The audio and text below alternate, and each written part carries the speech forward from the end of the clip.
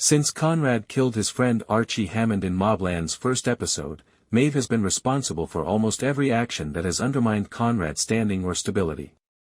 She has already shown that she was prepared to endanger the lives of her own cherished son in order to cause Conrad permanent pain by stealing his daughter. It is impossible to rationalize such pride and ill will, and it makes perfect sense to believe that Maeve would cooperate with her husband's adversary in order to exact revenge for his decades of adultery. The fact that Maeve and Richie have a history together suggests that her betrayal may have been simmering for some time, as Richie chose not to inform Conrad that Maeve was the one behind the kidnapping and murder/near murder of Brendan and Seraphina, which would have made perfect sense if he was still more useful to him as a mole. The, hopefully, first season of MobLand should finally reveal who has been undermining the Harrigans from within, but all the evidence points to Maeve. Conrad Harrigan has undoubtedly wronged a number of important characters, and that should be sufficient incentive for them to side with Richie Stevenson and hasten his demise. For instance, Bella Harrigan, Kevin's wife, had an affair with Conrad when she was still quite young. It is reasonable to believe that their connection was not entirely voluntary given Conrad's status at the time.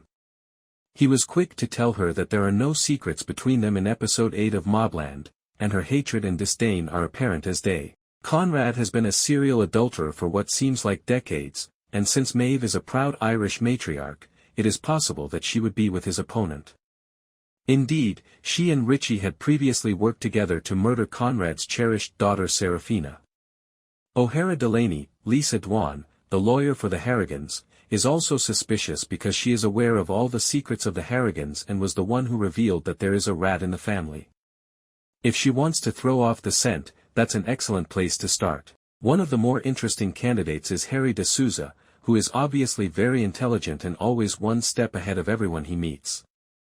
Seeing Conrad fall apart up close might be enough to convince Harry to start working with Richie, especially if Harry felt his wife and daughter weren't safe around Conrad, which is definitely true. Harry has so far shown himself to be totally loyal, but it's debatable if that's real or a well-planned lie.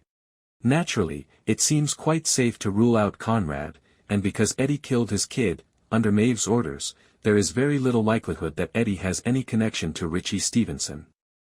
She also feels fairly safe to rule out because, based solely on what we've seen thus far, Jan's story with Alice demonstrates that she lacks the cunning to carry out a long-term betrayal and deception. Seraphina is fully loyal to her father and has no real motive to betray him, and given that Richie almost slaughtered her alive, she doesn't seem like a chance. Based on their interactions, it is evident that Kevin Harrigan does not love his father and harbors a strong dislike for his mother.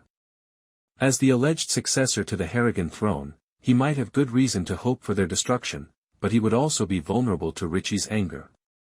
Although Kevin was understandably incensed over his son killing Richie's kid Tommy, it seems excessive to assume that he would be conspiring with Richie to take action against his father.